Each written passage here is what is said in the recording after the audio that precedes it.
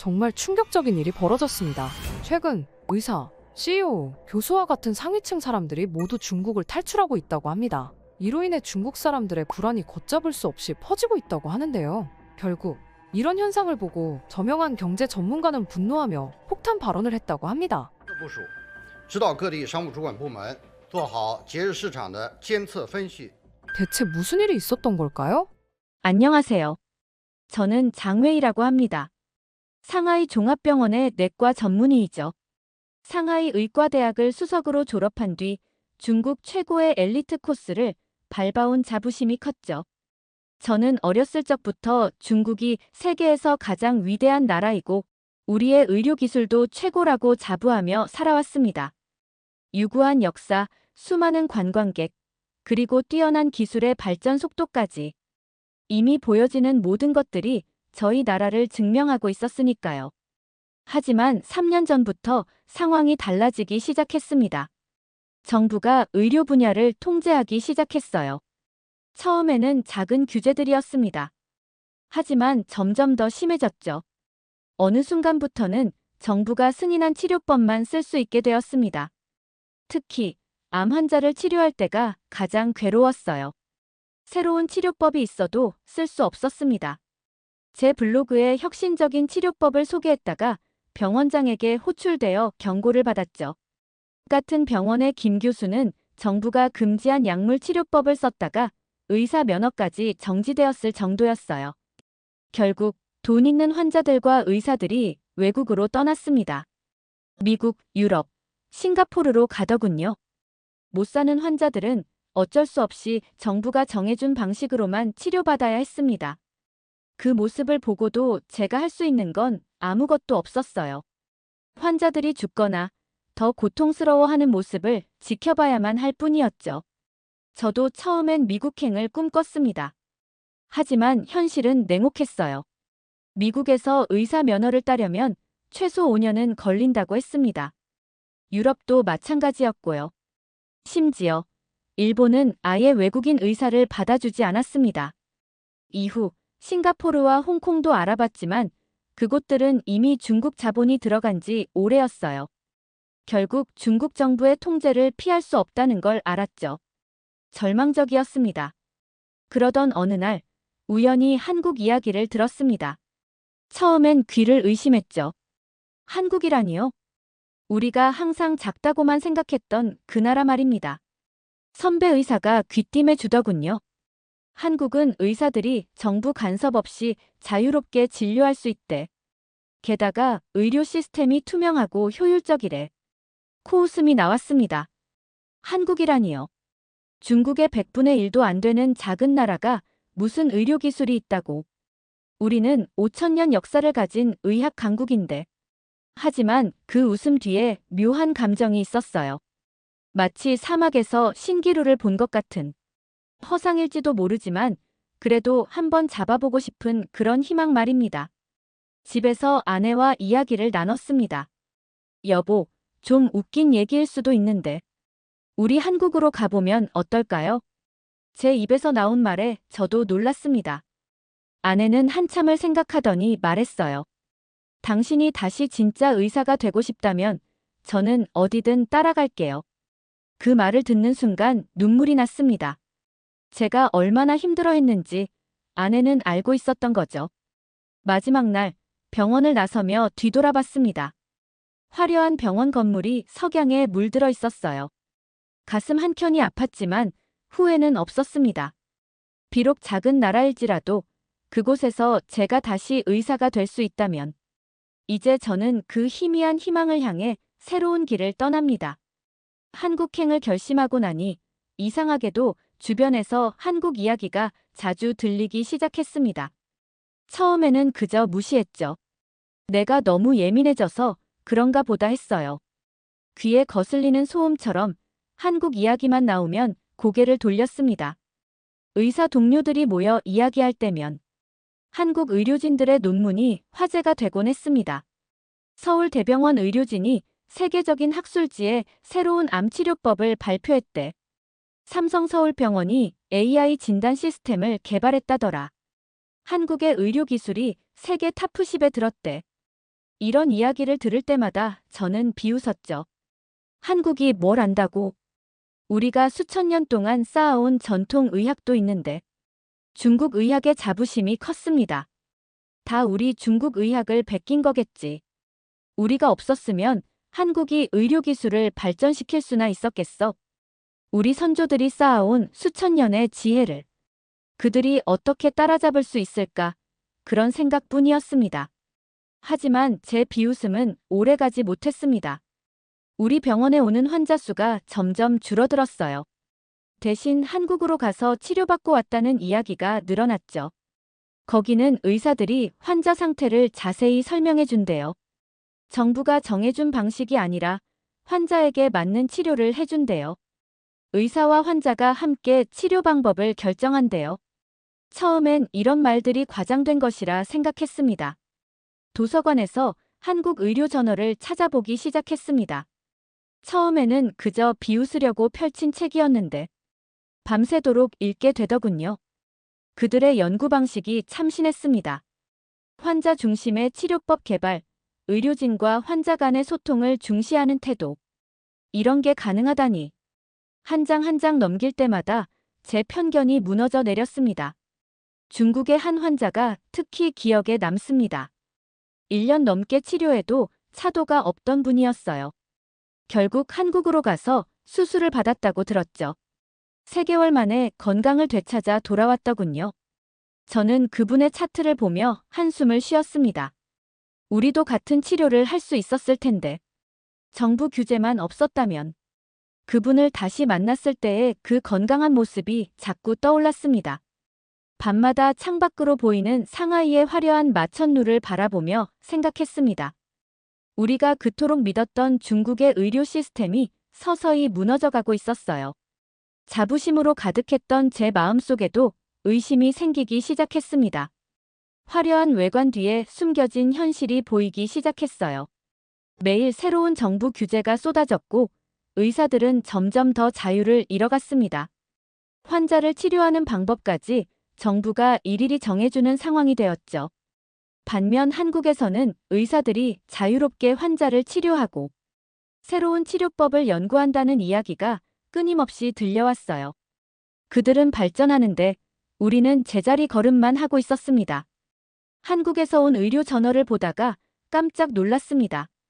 제가 블로그에 쓰려다 제재당했던 바로 그 치료법이 한국에서는 이미 시행되고 있더군요. 게다가 훨씬 더 발전된 형태로요. 가슴이 뜨거워졌습니다.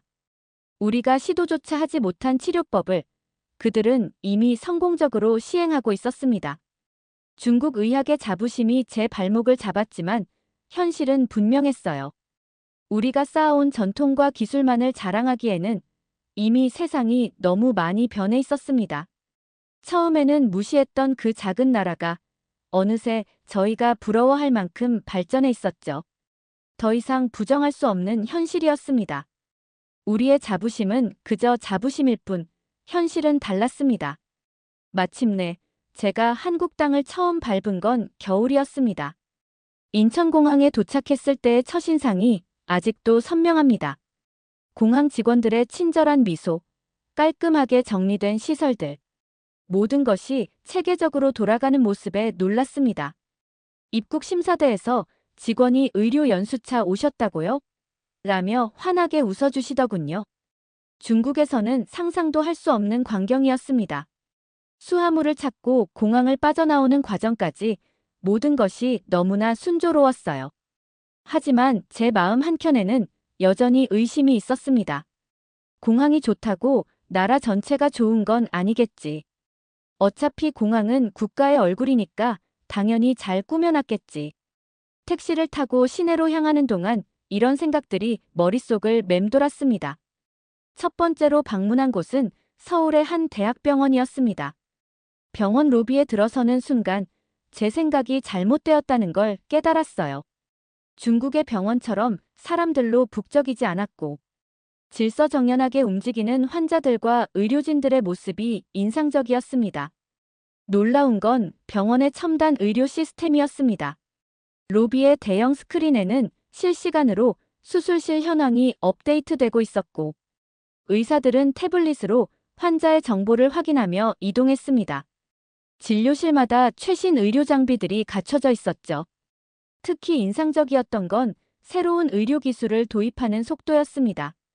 견학 중에 한 교수님이 설명해 주셨어요.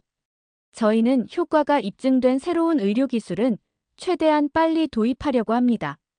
환자에게 도움이 된다면 즉시 받아들이는 거죠. 중국에서는 새로운 기술을 도입하려면 몇 년씩 걸리는데 말입니다. 의사와 환자 사이의 소통 방식도 충격적이었습니다. 진료실에서는 의사가 모니터를 돌려 환자에게 검사 결과를 직접 보여주며 설명했고, 환자는 자유롭게 질문했습니다. 이렇게 하면 진료 시간이 오래 걸리지 않나요? 제 질문에 한국 의사가 답했죠. 환자의 이해와 동의가 치료의 시작입니다. 응급실은 또 다른 차원이었습니다. 환자가 들어오는 순간부터 모든 것이 시스템화되어 있었어요. AI 기반의 환자 분류 시스템, 실시간 응급실 대시보드, 의료진 간의 신속한 정보 공유. 특히 중증 환자가 왔을 때의 대처는 마치 군대처럼 체계적이었습니다. 수술실에 있는 최신 장비들은 제 눈을 의심하게 했습니다. 3D 프린팅으로 만든 수술 가이드, 형광 내시경, 최신형 로봇 수술 시스템까지. 더 놀라운 건 이런 장비들이 단순히 전시용이 아니라 실제로 매일 활발하게 사용된다는 점이었어요. 이건 중국과 완전히 다르다. 견학을 마치고 병원 카페테리아에서 커피를 마시며 중얼거렸습니다. 여기는 정말 환자가 중심이 되는 의료 시스템이야. 의료진은 환자를 위해 존재하고 병원은 의료진의 전문성을 최대한 지원하고 있었습니다. 영상의학과를 지나다 본 AI 진단 시스템도 인상적이었습니다. 의사가 놓칠 수 있는 부분을 AI가 한 번 더 체크해주는 시스템이라고 했죠. 실수를 최소화하고 정확도를 높이는 게 목표입니다. 담당 의사의 설명이 아직도 귓가에 맴돕니다. 하지만 이런 감탄 속에서도 불안감이 커졌습니다.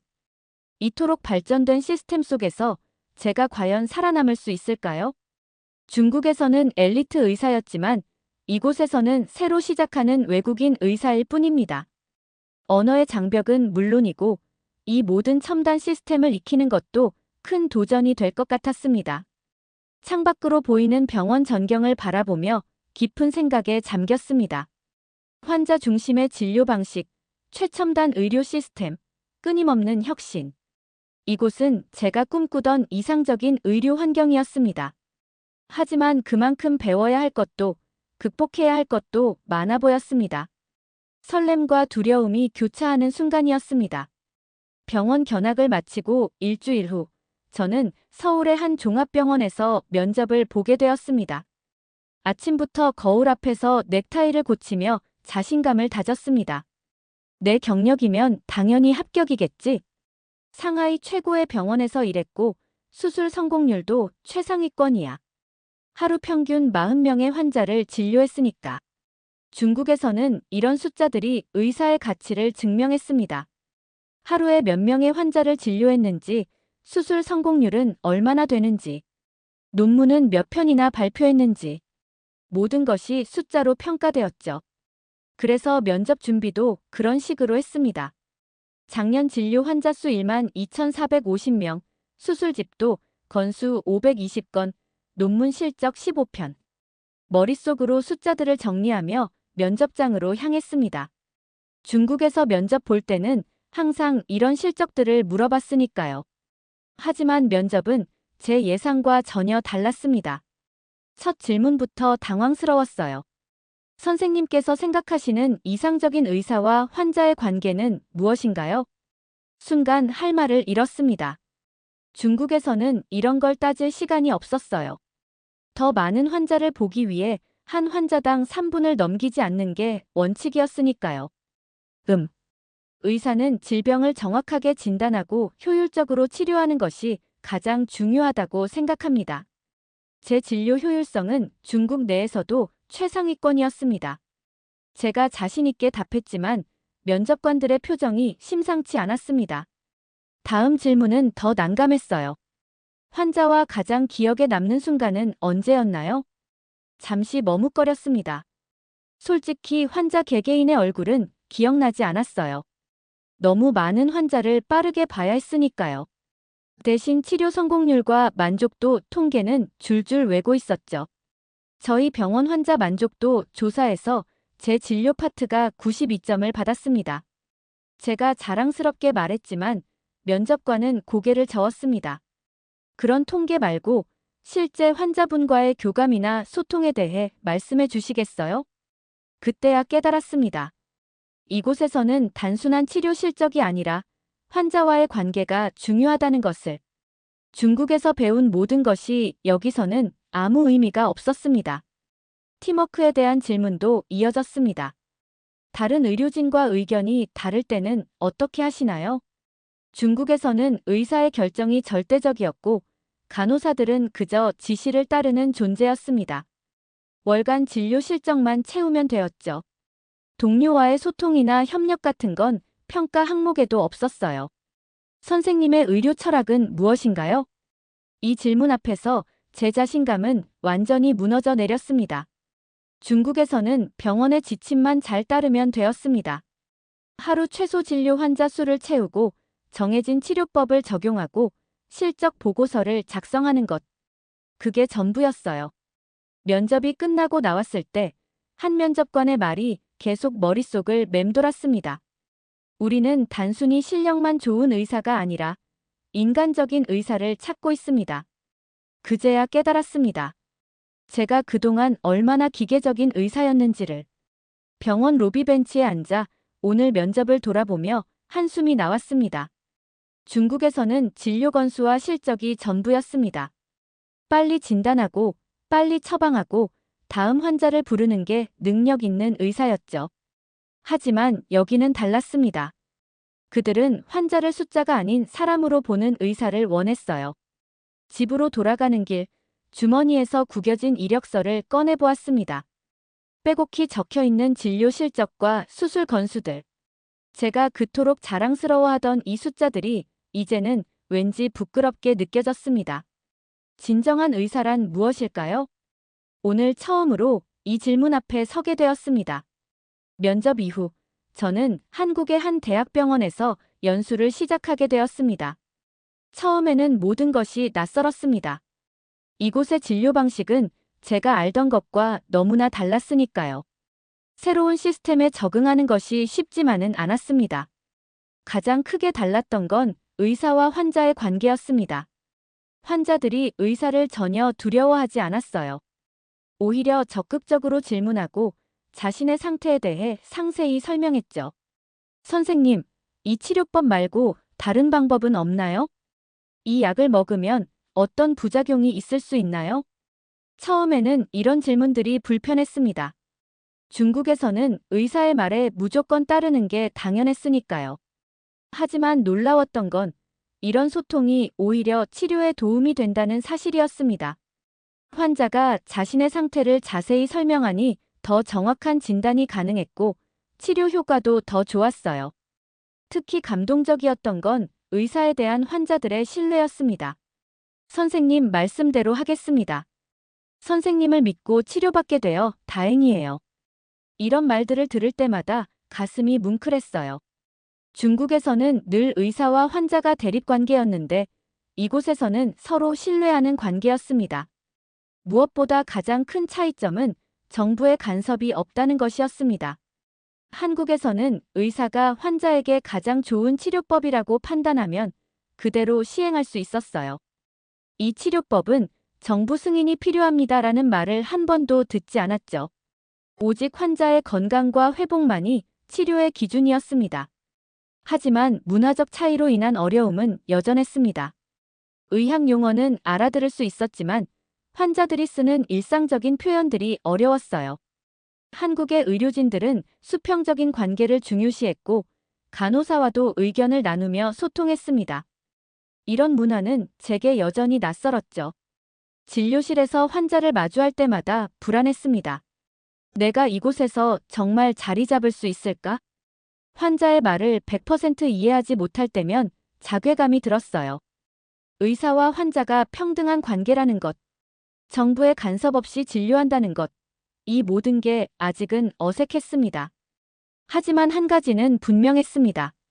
이곳에서는 제가 진정한 의사로 살 수 있다는 것, 정부가 아닌 환자를 위한 치료를 할 수 있다는 것, 그것만으로도 제게는 큰 위안이 되었습니다. 비록 지금은 어렵고 낯설지만 이런 의료 환경에서 일할 수 있다는 건 제게 큰 축복이었습니다. 그렇게 열심히 적응하려 노력하던 어느 날, 서울의 한 중국 식당에서 뜻밖의 만남이 있었습니다. 한국에서 일하는 중국인 의사들의 모임이었죠. 처음에는 반가운 마음에 달려갔습니다. 드디어 같은 처지의 동료들을 만날 수 있다는 기대감에 부풀었죠. 장 선생, 한국에서 일한 지 얼마나 됐어요? 한 의사가 물었습니다. 제가 아직 연수 중이라고 하자 그가 비웃듯이 말했죠. 여기 의료 시스템이요? 다 보여주기식이에요. 겉만 번지르르 하지 실속은 없어요. 결국 선생님도 적응 못할 거예요. 저는 반박했습니다. 그래도 여기는 의사가 자유롭게 환자를 치료할 수 있지 않습니까?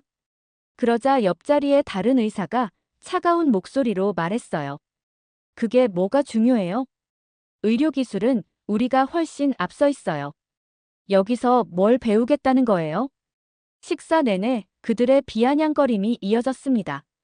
중국의 5,000년 의학 역사를 버리고 여기 와서 뭐 하는 거예요? 환자랑 대화는 많이 하더니 실제 치료 성과는 별로예요. 우리는 하루에 100명도 진료했는데 여기선 30명도 못 봐요.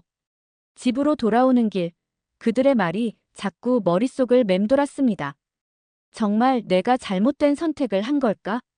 중국으로 돌아가는 게 맞을까? 밤새 고민했습니다. 창밖의 서울 야경을 바라보며 깊은 생각에 잠겼죠. 정말 내가 여기서 성공할 수 있을까? 자꾸만 의심이 들었습니다. 그들 말대로 한국의 의료 시스템이 그저 보여주기식이라면, 내가 이곳에서 배우려는 것들이 다 의미 없는 것이라면, 중국으로 돌아가는 게 더 현명한 선택일까?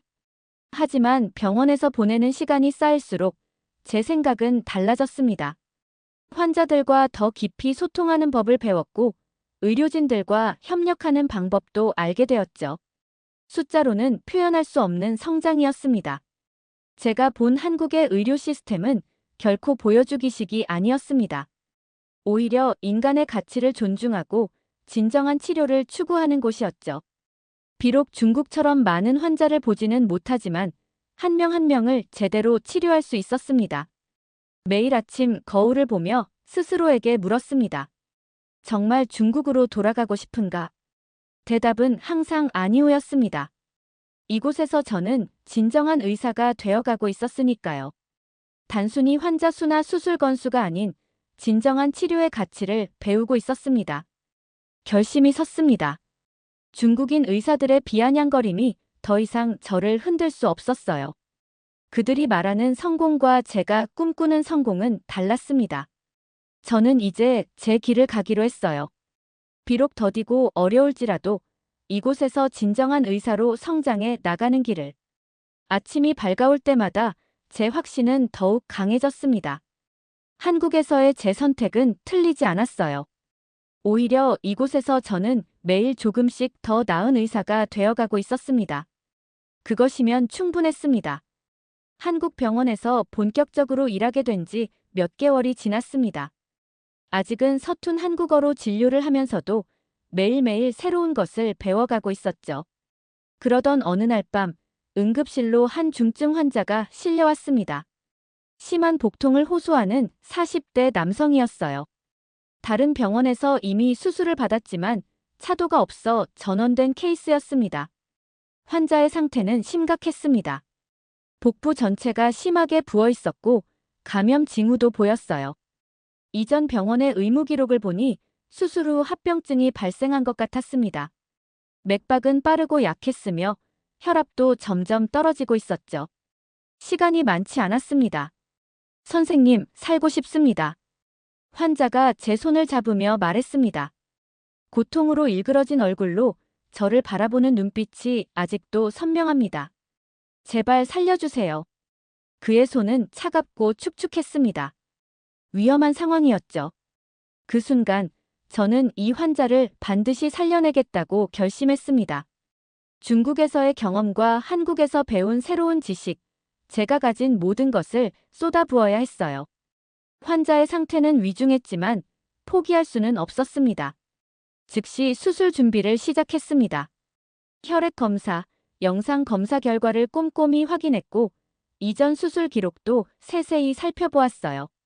중국에서의 경험이 이런 위급한 순간에 도움이 되리라고는 생각지 못했습니다.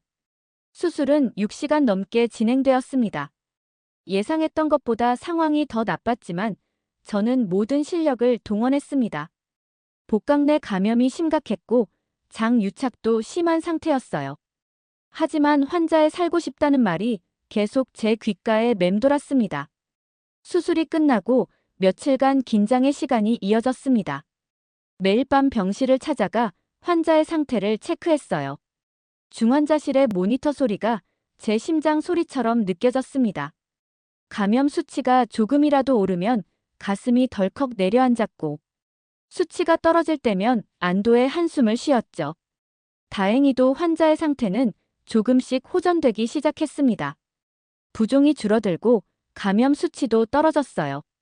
의식도 점점 선명해졌고 활력 징후도 안정을 찾아갔습니다. 매일매일 작은 진전이 있을 때마다 제 마음도 한 걸음씩 가벼워졌습니다. 2주가 지난 어느 날 환자의 상태가 완전히 회복되었습니다. 환자는 제 손을 잡고 눈물을 흘리며 말했습니다. 선생님 덕분에 살았습니다. 정말 감사합니다. 그 순간 저도 눈시울이 뜨거워졌어요. 그제야 깨달았습니다. 진정한 의사의 삶이란 이런 것이었구나. 단순히 병을 치료하는 게 아니라 한 사람의 생명을 지키고 그의 삶에 희망을 되돌려주는 일이었던 거예요. 중국에서 치료했던 수많은 환자들이 떠올랐습니다. 그때는 왜 이런 감동을 느끼지 못했을까? 중국에서는 수많은 수술을 했고 더 많은 환자를 치료했습니다. 하지만 이런 깊은 감동은 없었어요. 그저 수술 건수와 성공률에만 집착했던 제 모습이 부끄러워졌습니다. 이제 저는 압니다. 진정한 의사의 삶이란 환자의 마음까지 치료하는 것이라는 걸. 이것이 제가 한국에서 찾은 첫 번째 진정한 성공이었습니다. 숫자로는 표현할 수 없는, 그러나 제 인생에서 가장 값진 순간이었습니다. 한국의 대형 의료 컨퍼런스가 열리는 날이었습니다. 저는 제가 그동안 연구해온 환자 중심 치료를 통한 수술 후 회복률 향상에 대해 발표하게 되었습니다. 중국에서의 경험과 한국에서 배운 것들을 접목한 연구였죠. 컨퍼런스장에는 한국의 저명한 의료진들이 가득했습니다. 발표를 시작하며 제 심장은 크게 뛰었습니다. 지난 3년간 한국에서 배우고 연구한 모든 것들을 이야기했습니다. 어떻게 환자와 소통하고 어떻게 치료 방법을 결정하며 그 과정에서 무엇을 배웠는지를. 청중들의 반응은 놀라웠습니다. 그들은 제 연구에 진심 어린 관심을 보였고 날카로운 질문들을 던졌습니다. 중국에서는 상상도 할 수 없었던 진지한 학술적 토론이 이어졌죠. 장 선생님의 연구는 매우 인상적입니다. 심사위원장이 말했습니다. 동양과 서양의 의료를 접목한 새로운 시각, 환자 중심의 깊이 있는 연구. 이런 것들이 우리 의료계에 큰 기여가 될 것 같습니다. 발표가 끝나고 많은 의료진들이 축하를 건넸습니다. 앞으로도 좋은 연구 기대하겠습니다. 우리 병원에서도 이 치료법을 도입해보고 싶습니다. 처음으로 제 연구가, 제 의료 철학이 온전히 인정받는 순간이었습니다. 컨퍼런스가 끝나고 병원으로 돌아오는 길, 창밖으로 서울의 밤거리가 빛났습니다. 3년 전 처음 이곳에 왔을 때가 떠올랐습니다. 그때의 저는 얼마나 많은 편견과 오만함을 가지고 있었나요? 한국의 의료 시스템을 얕보고 제 방식만이 옳다고 믿었던 그때의 모습이 부끄러워졌습니다. 진료실에 돌아와 잠시 혼자만의 시간을 가졌습니다. 책상 위에는 오늘 발표한 연구자료가 놓여 있었고 벽에는 제가 치료했던 환자들의 차트가 가지런히 정리되어 있었습니다. 이 모든 것들이 제가 한국에서 새롭게 시작한 인생의 증거였습니다. 나는 한국에서 다시 태어났다. 조용히 중얼거렸습니다. 이제는 압니다. 진정한 의사가 된다는 것이 무엇인지를. 그것은 단순히 병을 고치는 기술자가 되는 것이 아니었습니다. 환자의 마음을 이해하고 그들의 삶에 진심으로 동참하는 것. 그것이 진정한 의사의 모습이었습니다. 창밖으로 떠오르는 아침 해를 바라보며 생각했습니다. 이제 저는 자신 있게 말할 수 있습니다. 이제 나는 진정한 의사다. 더 이상의 증명이 필요하지 않았습니다. 제 안에 진정한 의사로서의 확신이 자리 잡았으니까요. 한국에 온 지 어느덧 3년. 저는 이 선택을 후회한 적이 단 한 번도 없습니다. 오히려 매일매일이 감사합니다. 한국의 선진화된 의료 시스템, 환자를 먼저 생각하는 진료 문화, 끊임없는 연구와 혁신을 추구하는 분위기. 이 모든 것들이 제가 진정한 의사로 성장할 수 있게 해주었습니다. 지금도 중국에 있는 많은 의사들이 저에게 연락해옵니다. 한국은 어떠냐? 정말 가볼 만한 가치가 있느냐 묻습니다. 저는 자신 있게 말합니다. 한국으로 오세요. 이곳에서라면 여러분도 진정한 의사로 거듭날 수 있을 겁니다. 한국의 의료 시스템은 세계 최고 수준입니다. 하지만 그것보다 더 중요한 것은 이곳에서는 의사가 진정한 의사로서의 삶을 살 수 있다는 것입니다. 환자를 위해, 의학의 발전을 위해, 그리고 무엇보다 자신의 양심을 위해 최선을 다할 수 있는 곳. 바로 이곳이 제가 찾은 새로운 희망의 땅입니다.